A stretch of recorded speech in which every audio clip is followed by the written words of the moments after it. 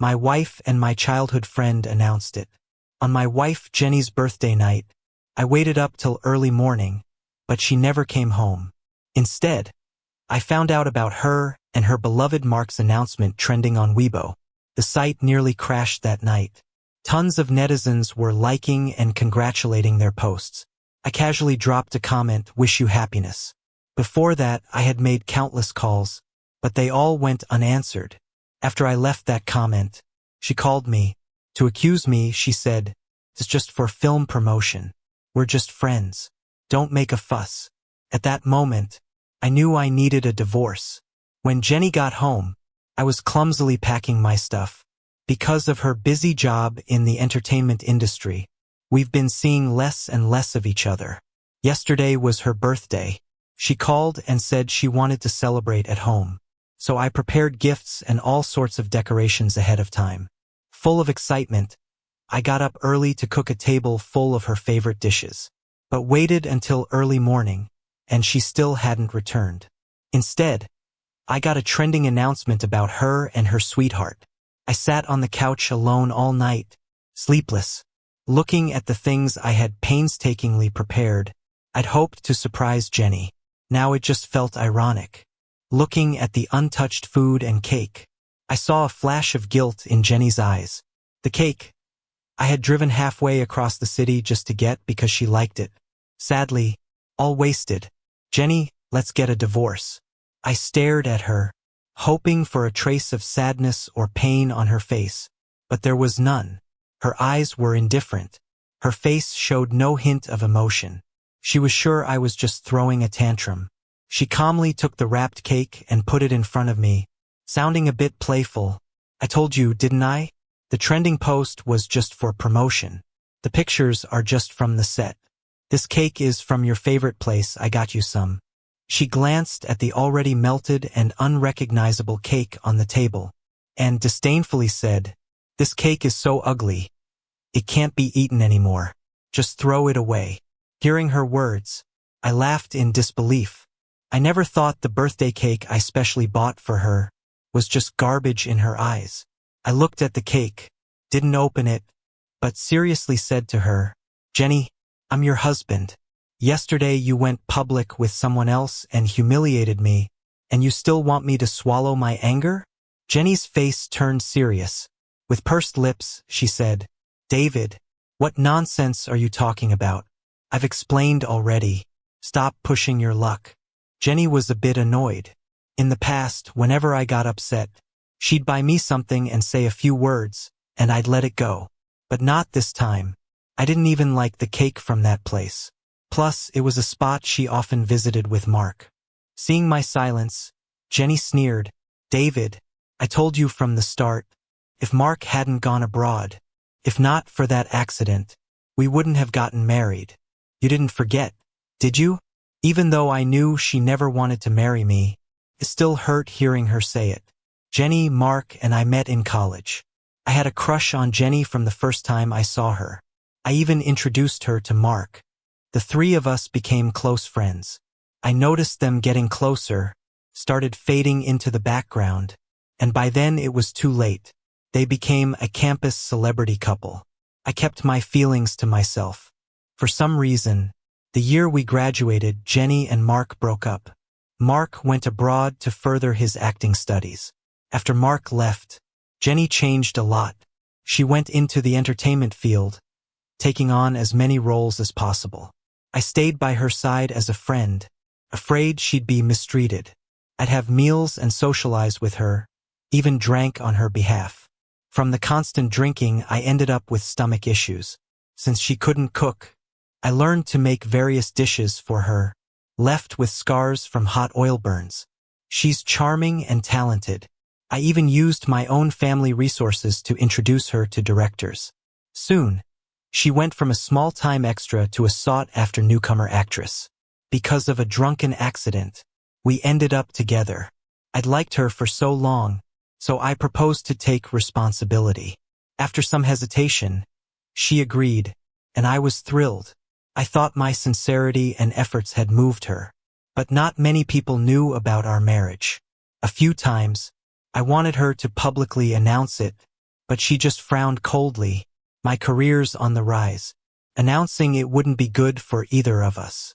After the wedding, I gradually gave up directing, only occasionally filming, most of my time spent staying by her side. All these years, I thought she might have at least a bit of feeling for me. Just a little. Seeing me silent, Jenny's face lost any hint of amusement. I'm a bit tired. I'll shower and rest. I have to head to the set tonight. Watching her retreating back, I was lost in thought. After Mark returned, he quickly became the hottest new actor with his looks. Jenny pretended not to care at first, but I knew she did. Otherwise, she wouldn't have gone out of her way to be in a movie for him. I started clearing up the table, packing everything, throwing it all in the trash. I was moving my bedding and clothes out of the main bedroom, when Jenny, fresh from the shower, caught me. She looked at me with mockery. What's this fuss about now? Planning a separate bedroom? Yes, I think we should take a break. She frowned and said coldly, whatever you say. After saying that, she turned around and went back to her room. I moved my stuff into the guest room and fell onto the bed, hoping to get some sleep. Ever since Mark came back, Jenny started coming home really late. I call her, and she'd just say she was still on set filming. But until she got home, I couldn't really sleep. I was scared the happiness I had stolen would be taken away again. Once, I couldn't help calling Jenny. All she said was, "Can't sleep? Take a sleeping pill," and then hung up. So, lately, I've been relying on sleeping pills to fall asleep. I thought after everything that happened yesterday, I'd have trouble sleeping. Surprisingly, I fell asleep pretty quickly. When I finally woke up, it was almost dusk. Jenny had left at some point without me noticing. I swiped my phone for a bit, and bam, another trending topic appeared. Newly crowned actress cheating with rookie actor. Turns out the woman is married, and the guy is the other man. There were photos of her with Mark, plus a pic of Jenny and me sneaking into the civil affairs office. The internet went crazy. The comment section was buzzing with speculation. Even my past as a director got dug up by netizens. Some people went to Mark's page just to roast him.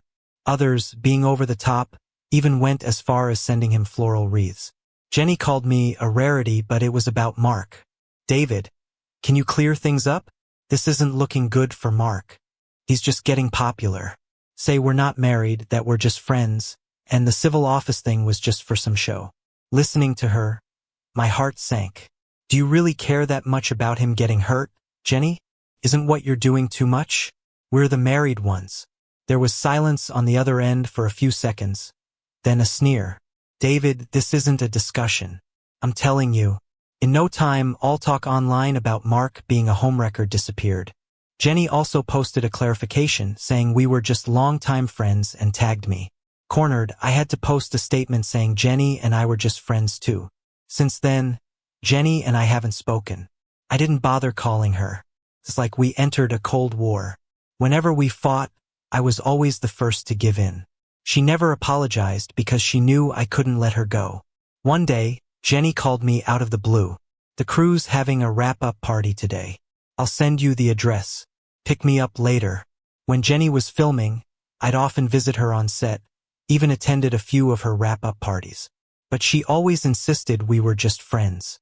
Though no one really knew our true relationship, people could tell things were more intimate. But this time was different.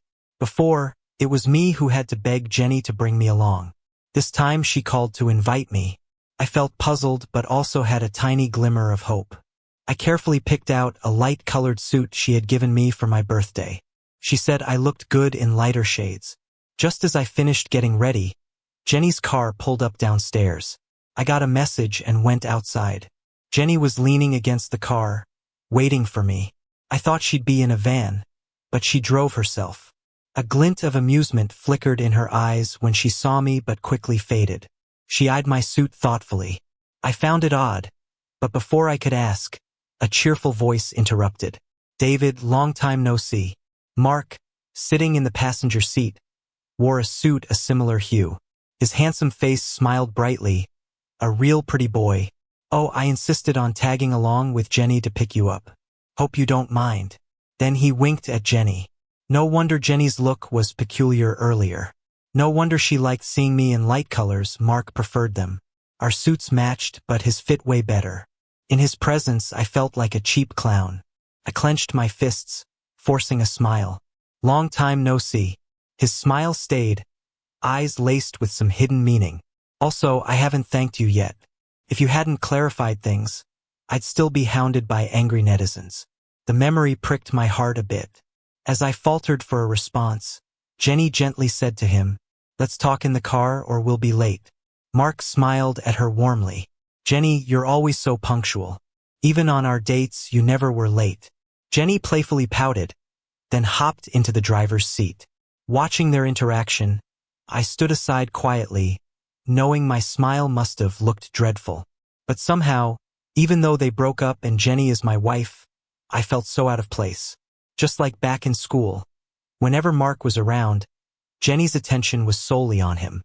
Suppressing the bitterness, I climbed into the back seat. The whole drive, Mark animatedly chatted with me. He mentioned funny stories about him and Jenny on set. He even spoke about the crew throwing him a surprise birthday party. His eyes were full of pride, pretending to sound regretful. "David, you wouldn't believe it. Jenny and the crew kept it a secret from me for a surprise. It would have been great if you were there. She even brought some old classmates. But Jenny said you were too busy with work." I was taken aback, meeting Jenny's eyes in the rearview mirror.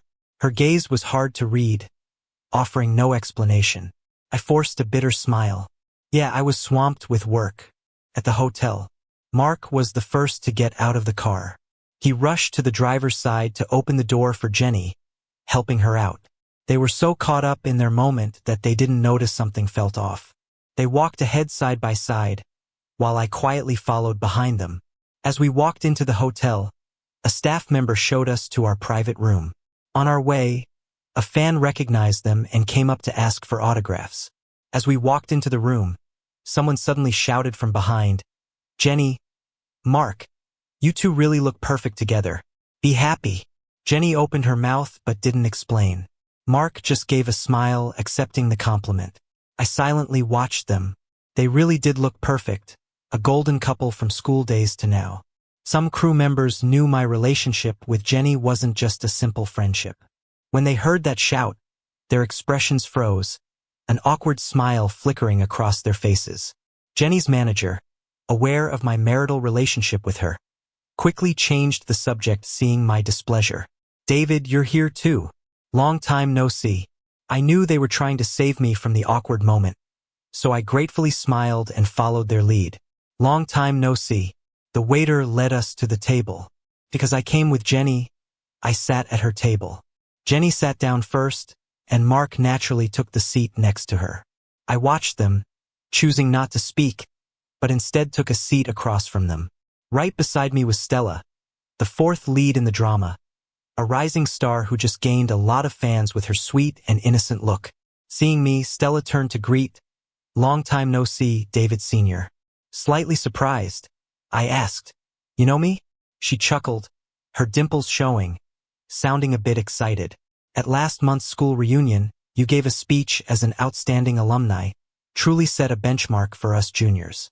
Mentioning the reunion, I suddenly remembered inviting Jenny to join, but she used filming as an excuse to decline. Yet, on that very day, I saw her all dressed up at the event with Mark. I quietly followed them, watching as they visited our old teachers and classmates together. Jenny, who would have thought?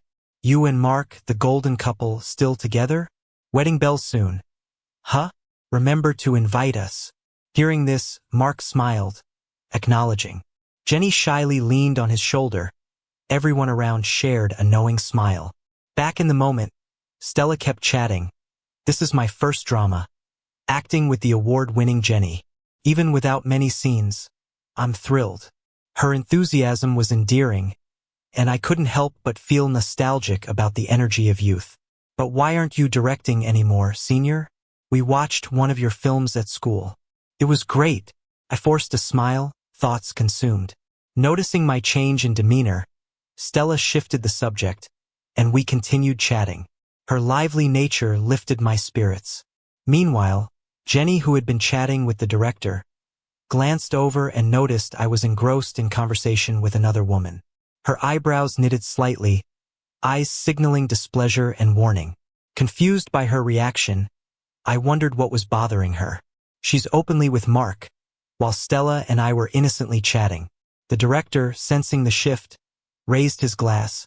Come on, today's the rap party. I'll down a drink first. Everyone, help yourselves. The lively atmosphere returned as people picked up their glasses. Halfway through the party, the associate director, now tipsy, approached Mark with his glass. Mark, have a drink with me. Your performance was excellent. Drink up and there'll be more great roles for you. The room quieted. Everyone exchanged nervous glances. This associate director had a reputation for bullying new actors on set, but his connections made him hard to confront. Mark's face showed discomfort. He didn't want to drink, but also didn't want to offend him. Jenny took the glass with a smile. Our new actor doesn't have a strong tolerance. I'll drink this one for him, and downed it in one go. Mark looked at her admiringly. The associate director's expression darkened, and the vibe turned icy. Stella and I exchanged a baffled look, unsure of what was unfolding. The director quickly intervened with his own glass raised. Our award-winning actress sure can hold her drink. Let's all toast to that. Some staff playfully teased Jenny for caring about newcomers, and the mood lightened again, as though nothing had happened. Watching everyone engage in lively conversation, I felt a bit suffocated and decided to step out to get some air. In the restroom, I turned on the faucet and splashed cold water on my face, clearing my muddled thoughts. Returning to the room, just as I sat back down, Mark with a smile approached me with his glass. David, a toast to you. Thanks for your help with the trending topic, and for always looking after Jenny while I was abroad. Here's to you. He drank it all at once. Holding my suddenly uncomfortable stomach, I replied softly, not feeling great today. Can't drink. I'll just toast with tea instead. The moment I said that, Jenny raised an eyebrow. You can't drink, David? I remember you holding your liquor well at social events. She seemed oblivious to the fact that ever since I got stomach problems, I've been avoiding alcohol. Mark's eyes darted around. Then he grabbed the bottle and filled the empty glass on my table. He handed it to me with an unwavering smile, but his eyes were all challenge. Yeah, David, I remember when you used to drink a lot back in the day. Long time no see, and you won't even give me this? With me just sitting there, Jenny didn't seem happy either. I took a deep breath, grabbed the glass from his hand, and downed it. I held the glass high and looked at Jenny and Mark. Satisfied? The room went silent. Then suddenly there was a clap. It was Stella behind me saying, David, you really can hold your liquor. I gave her a grateful look. Others caught on and started clapping too. The mood lifted a bit. Mark gave a knowing grin and returned to sit by Jenny. The alcohol hit my stomach like fire. Stella noticed my pale face and asked, You okay? I waved her off, indicating I was fine. She looked at me, then at Jenny and Mark, hesitated. You and Jenny, I chuckled. Just like you think. I glanced at Jenny again. She was still laughing with Mark, shielding him from drinks. I wanted to escape. That tenderness in her eyes was never for me. She didn't see me, my discomfort. Unlike Stella, who was a stranger. I gave up, got up, and left without looking back. Back home, I started packing. The place brought back many memories. I had bought all sorts of couple stuff, thinking it made it feel like a home. But my persistence no longer meant anything. I thought if I tried hard enough, one day I'd warm Jenny's heart. Just when I thought she was finally coming around, Mark returned and I was back to square one. Never mind. I didn't care anymore. As I was about to leave with my suitcase, Mark came in using the code. I was surprised. Jenny actually gave him the house code. I thought this was supposed to be mine and her place. Mark smiled slightly. David, I heard you weren't feeling well, so I came to check on you. Jenny's on the phone downstairs, so I came up. He loosened his tie, showing off some love bites on his neck. His gesture was hard to ignore. I gave a cold laugh. Jenny's not here. You can drop the act. Mark closed the door, walked past me, and sat on the couch, his eyes full of mockery. David, don't think too highly of yourself. As long as I'm back, Jenny will leave you for me without hesitation. My fault for going abroad being stubborn, that's why she married you out of spite. As I bowed my head in silence, Mark continued. Oh, and that cake shop she loves, we used to go there during dates. She says you look good in light colors. I wear them often, so you know what I mean? I sneered. He came here to provoke me and I had to hold my ground. So what? I'm her husband, you're just the other guy. He looked at me and laughed. David, the one who's not loved is the third party. His words stunned me, hitting hard. Anger flared up. I was ready to fight back, but he suddenly spoke softly. Jenny, you're back, he said warmly. Sorry, made David angry. He's packing to leave. I turned to see Jenny's cold expression, face stern as she confronted me. David, what's this about? Can you stop being jealous all the time? I stared at her, at the smudged lipstick, feeling mocked. Jenny, when I mentioned divorce last time, I meant it. I tossed the freshly printed divorce papers at her. If there's no issue, just sign them. She brushed past the paperwork, sat down on the couch. You're making a scene. I'm tired. Don't want to argue. I had Mark check on you, why fight with him? Her words made me livid. I didn't get it. With Mark back, and me willing to let go, why didn't this please her? I'm not making a scene, just giving you two a clear path. Said what I needed to, trying not to drag this out. Sign the papers. I'll see you at the Civil Affairs office in a month. Before she could respond, I walked out. Behind, I heard Mark's gentle voice.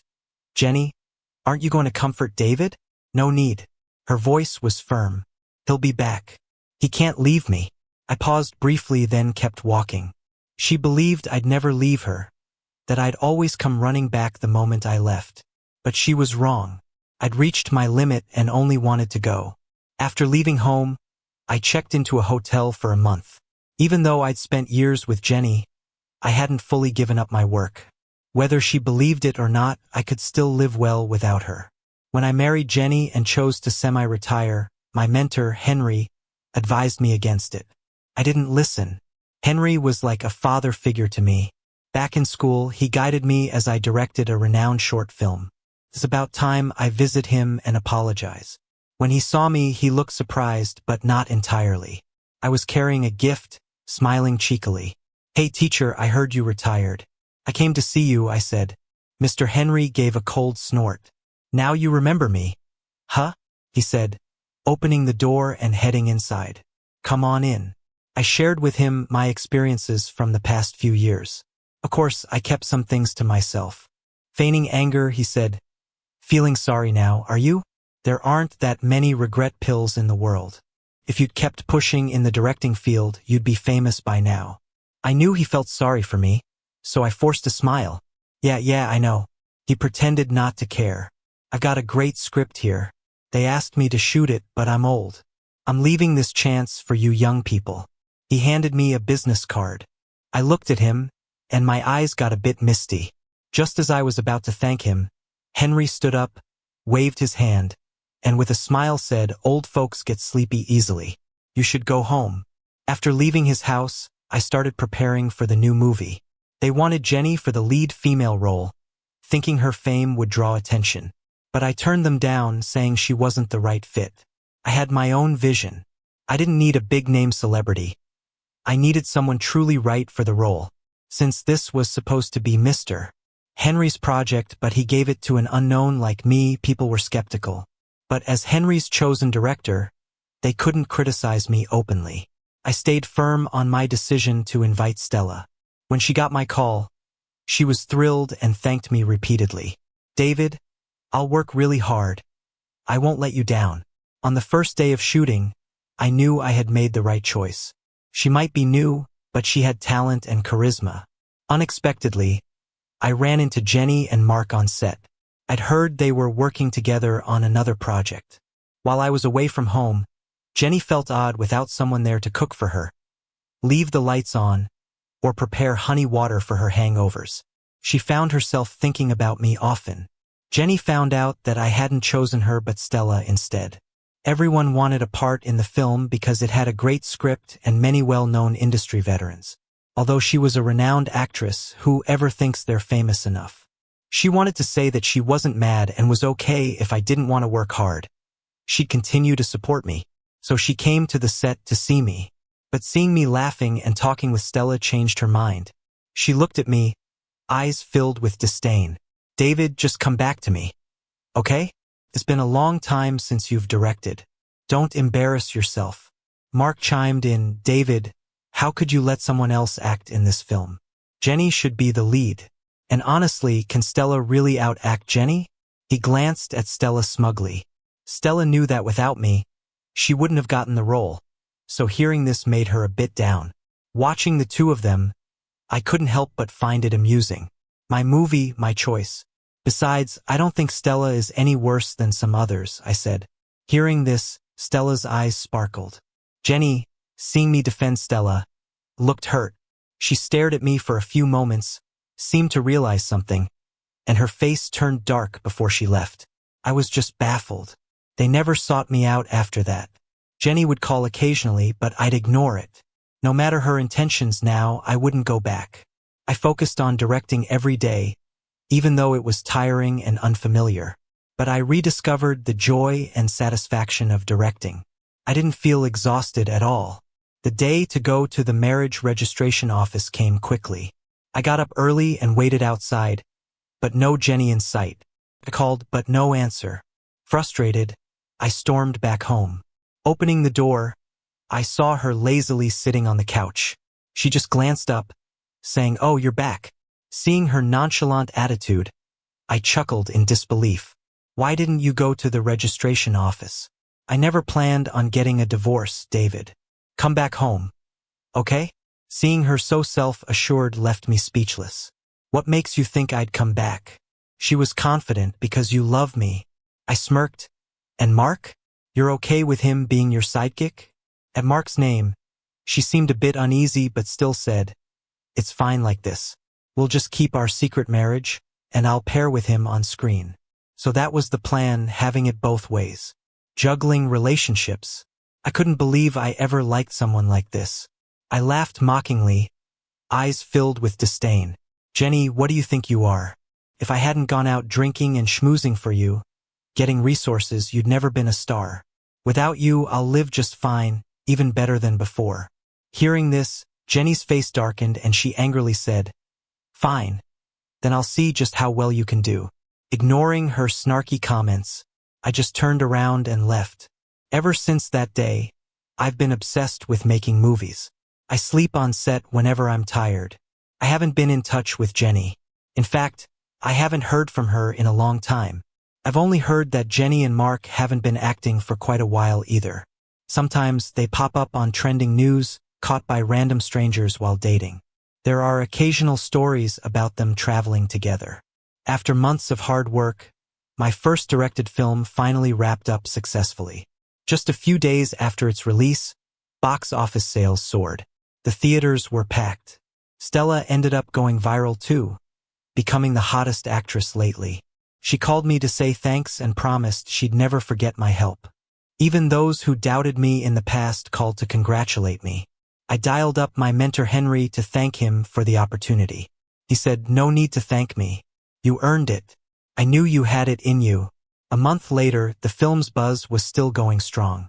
I won the Best New Director award at a ceremony. During my acceptance speech, I started by thanking everyone. My eyes scanned the audience, landing on Jenny and Mark, who were clapping with complex expressions. I smirked a bit. Besides thanking the people mentioned, I have a special thanks for someone else. Jenny, my wife. The crowd went wild. Cameras quickly focused on me. Jenny's face turned dark, her eyes filled with shock and a warning. I had one more cheerful announcement to share with everyone. Today is our 7th wedding anniversary. I pulled out our marriage certificate. The camera zoomed in on it. I paused and smiled, but due to some reasons, we're getting a divorce. Best wishes to Mark and Jenny. My light-hearted tone contrasted with the uproar in the room. The comments section exploded. Some online folks started calling them names. Everyone's attention was on them, whispering. Jenny and Mark turned different shades of red, staring at me incredulously. Camera even switched over to them, and they squirmed uncomfortably under everyone's gaze. Seeing I'd achieved what I'd aimed for, I walked away, leaving behind a cool image. Once the ceremony ended, I took a separate route I had prepped, slipping out unnoticed. Meanwhile, the press flooded the auditorium. Some angry people even hurled bottles at them, forcing them to flee. After that day, Jenny and Mark's careers nosedived. They faced public scorn, and brands canceled endorsements. They were left with hefty breach of contracts. Jenny sought help from everyone, but no one wanted to assist her. They haven't appeared much on the big screen since. One day, as usual, I got up to go to work, and there was Jenny at my door. She looked worn down, a far cry from her old stunning self. "David, I was wrong before. I didn't realize how good you are." Her words made me chuckle inside. Never thought I'd hear that from her. I scoffed, perfect timing. "Since you're here, let's head to the civil affairs office now." She couldn't believe my coldness. I was serious, Jenny. I'm not kidding. If you want me to show any ounce of care left between us. She realized I was firm and beyond reconciliation. "Is there no turning back?" I nodded, "Nope." She took a deep breath, full of regret. "I understand. Let's go then." An hour later, we walked out with our divorce papers. It was a relief for me. Jenny noticed my smile and it pained her. "David." I cut her off, waved goodbye, signaling nothing more needed to be said, and hopped into a cab.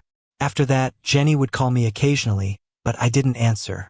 The damage she did was irreparable, and forgiveness wasn't on the table. Both her and Mark faded from fame. I heard they didn't end up together either. Jenny couldn't provide Mark with opportunities anymore, so he ditched her, sneaking back to his hometown. Over time, I became a well-known director. Everyone was eager to collaborate. My career thrived with a bright future ahead.